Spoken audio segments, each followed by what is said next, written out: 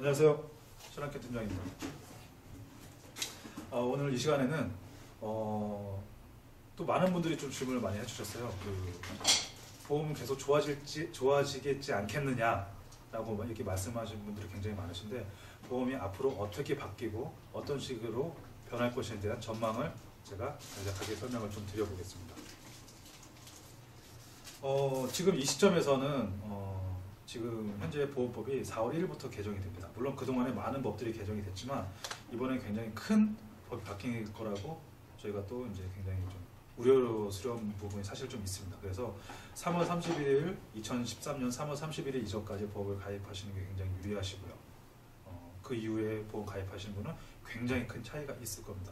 간략하게 말씀을 드리자면 현재 지금 실손의료비가 90% 정도, 병원비가 90% 지급이 되는데 80%로 바뀔 게 예상이 되고요. 그리고 실손의료비가 3년 갱신입니다. 근데 그게 1년, 매년마다 보험료가 오른다는 거 일단 알아주시고요. 100세까지 내는 거니까.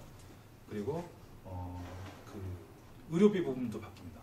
지금은 상해 입원 의료비, 질병 입원 의료비, 그리고 상해 통원 의료비, 질병 통원 의료비 이렇게 나눠서 가입하거나 종합 입원 의료비, 뭐죠? 종합 입원, 상해든 질병이든 의료비를 준다. 물론 가격은 지금 현재로서는 똑같습니다. 근데 종합 입원 의료비, 종합 통원 의료비 담보가 삭제가 될 겁니다.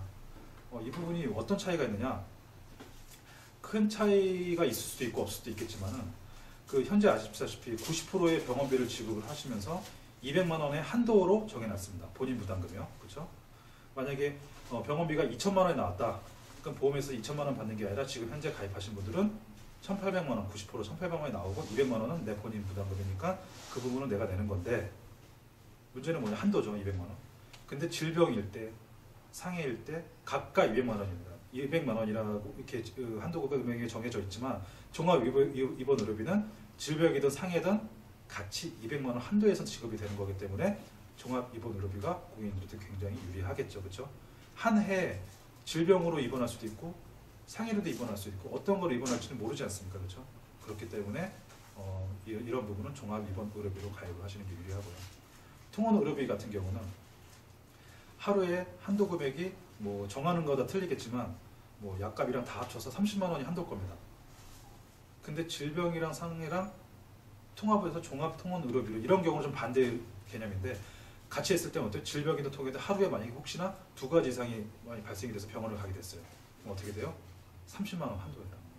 하지만 따로따로 했을 때 어떻게 해요? 30만 원, 30만 원 각각 한도이기 때문에 그런 부분도 어느 정도 좀 유리하게 고객에게 작용할 부분이니까 이런 부분을 시기적으로 놓치지 마시고요. 그리고 제일 중요한 건 뭐냐면 2014년 4월 1일부터 담보에 이 정액담보들이죠. 담보들을 15년마다 보험회사에서 심사를 할 겁니다. 심사를 해서 축소를 시킬 것인지 담보를 삭제를 할 것인지 그런 부분으로 바뀔 예정이니까, 사실 우리가 보험을 가입할 때는 100세라고 생각하고 가입을 했는데 15년마다 만약에 나에 대해서 심사를 하게 되면 사실은 보험 가입해 놓고서도 보험을 가기 좀 꺼려하는 그런 기피 현상이 또 벌어질 수 있을 것 같아요. 왜냐, 앞으로 보험 가입이 또 안 될 수도 있으니까, 또한 삭제가 될 수도 있으니까 이런 현상이 벌어질 수도 있기 때문에 현재 3월 31일까지 남녀노소 불구하고 무조건 병원비 100세부터 시작해서 모든 정액담보들, 머리부터 발끝까지 담보들을 한번 점검해 보시고 어느 정도 부족한 부분을 채워주실 부분, 그렇게 보험을 유지하시는 것이 굉장히 중요하지 않을까, 유리하지 않을까, 그런 생각이 좀 듭니다. 그리고 앞으로 보험이 그런 식으로 많이 전망을 많이 해요. 모든 담보들이 갱신형으로 바뀔 것이다. 사실 갱신형이 다 나쁜 건 아닙니다. 갱신형이라 그러면 보험료가 오르고 그 세만기라 그러죠. 100세면 100세까지 보험료를 지급을 하고 80세면 80세까지 그 세 동안에 만기될 때까지 얼만큼의 보험료가 오를지 혹시 떨어질 수도 있습니다. 그래서 보험료를 지급하는데 이렇게 상식적으로 이렇게 생각하시면 돼요. 보험회사에서 손해를 볼 것 같다 라고 생각하는 금액들은 무조건 오른다고 봅니다. 대부분의 담보들이겠죠, 그렇죠? 그리고 위험률이 높을 것 같다. 지금 아시다시피 암은 5명 중에 2명이 발생을 합니다. 5명 이렇게 모아놓고 이 중에 2명 암 걸릴 겁니다 라고 얘기하는 꼴입니다. 굉장히 확률이 굉장히 큰 게겠죠.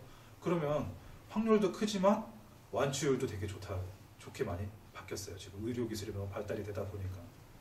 그럼 어떻게 돼요? 보험회사에서는 지급을 하면서도 그걸로 끝나는 게 아니라 여러 가지 또 발생이 되겠죠. 그럼 어떻게 돼요? 보험료는 오를 겁니다. 그럼 그게 만약에 암 담보가 갱신형이었다면 보험료 굉장히 많이 인상이 될 거라는 걸 예상을 할 수 있겠죠. 마찬가지로 모든 담보들.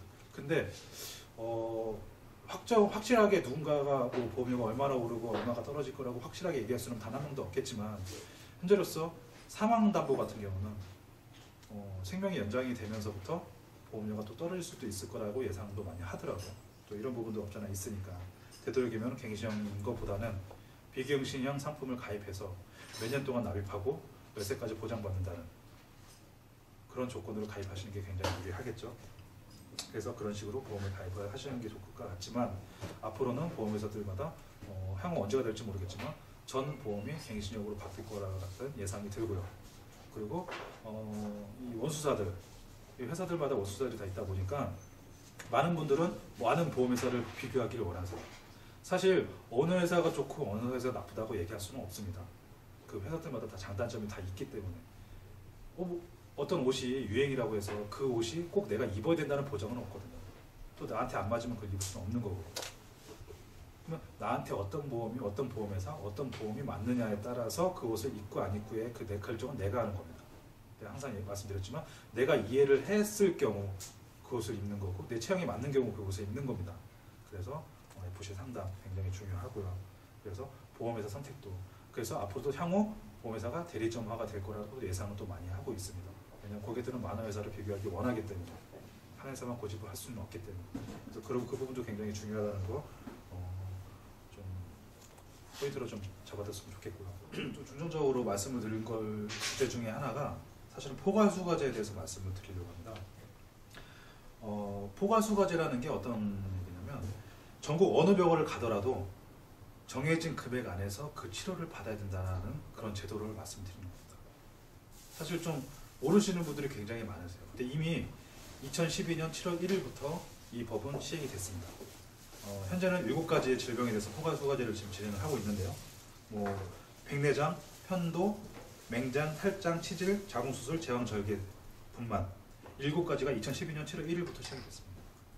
그러면 이 질병에 대해서 어느 병을 가도 동일히 그 정해진 금액 안에서 해줘야 되는데 사실은 그 국가에서는 보건복지부에서는 그거를 정한 이유가 질 좋은 의료 서비스라고 하는데 많은 분들이 그거를 반대라고 생각을 하세요. 저 또한 그렇게 생각을 하고요.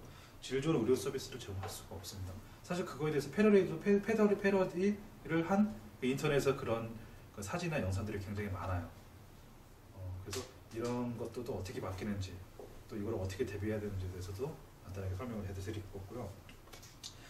사실은 앞으로도 계속 바뀌는 게 뭐냐면 그 포괄수가제가 많이 그 질병 범위가 확대가 될 것입니다.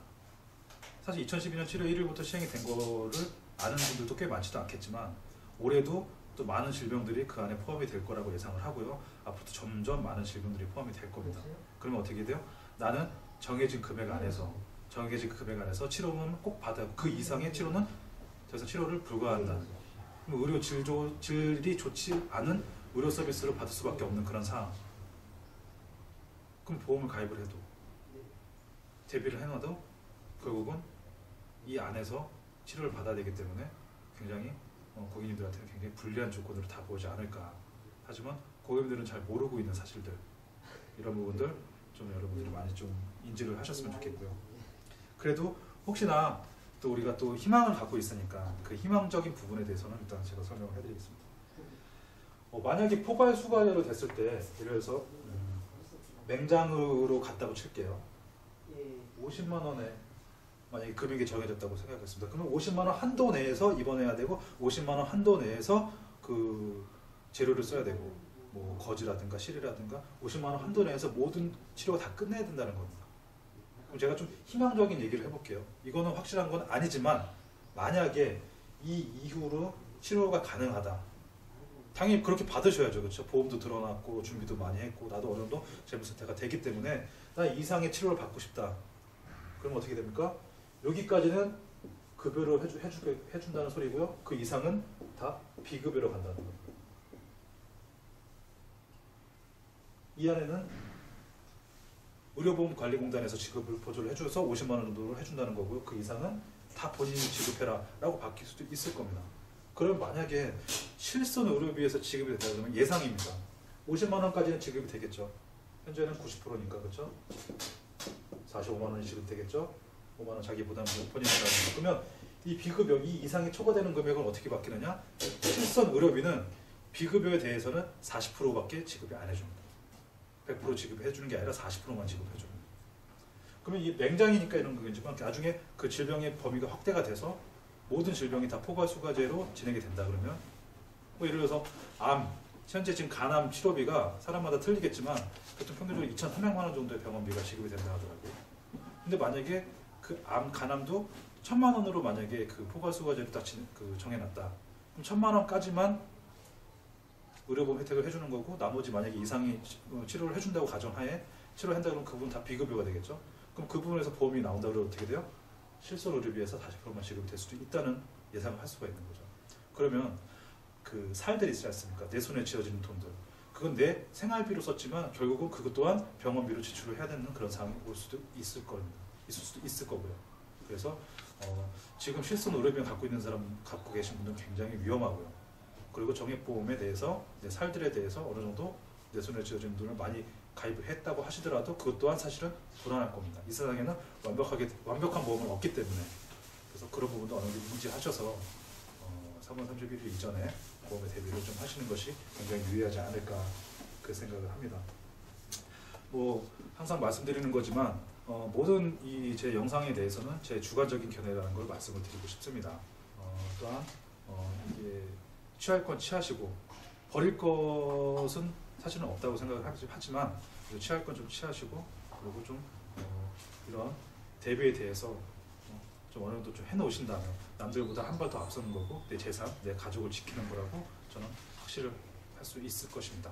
그래서 한 사람이라도 어느 정도 보험에 대해서 어느 정도 한 가족 안에서 한 사람이라도 인지를 할 수 있다면 그거에 대한 파급 효과는 굉장히 클 것이고 보험료는 또 어떻게 계산되고 어떻게 분류를 해야 되고 어떤 식으로 가입을 해야 되는지 그래서 인지를 조금 더 남들보다 한 단계 더 업그레이드가 된다면 아마도 그 사람의 그 모든 인생은 살아남번이 아니라 당당한 걸음으로 걸을 수 있는 그런 인생이 되지 않을까 싶습니다. 자, 이상 마치겠습니다.